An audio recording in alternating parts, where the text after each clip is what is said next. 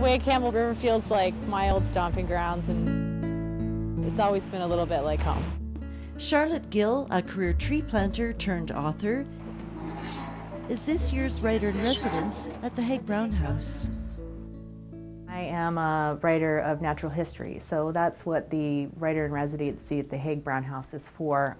A lot of the time, most of the people who come here during the winter months, they write about natural history or about the environment and conservation because, of course, that was a topic that was really dear to the Haig-Browns. The original writer in and of this residence, Roderick Haig-Brown, a dedicated conservationist and fly fisherman. He remains one of North America's most popular and best-loved writers about the outdoors to this day. Connected by keenly and continuously observing the various symbiotic occurrences in nature. When I was a tree planter, I think I was so immersed in the experience, which is soggy and muddy and bug-bitten and all those things. You know, in a way, it was hard to even imagine having a regular life when I could get up in the morning and just sit at the desk all day.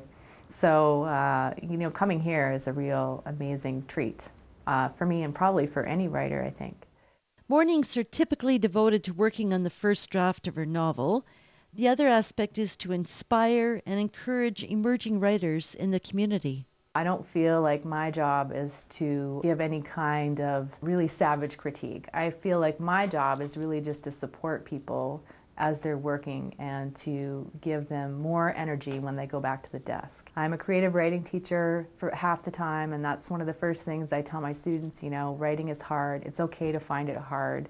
If you don't find it easy every single day, that's okay. One of the things that the writer-in-residence does that's also really important when they're here is that they get involved with the cultural events that happen in Campbell River.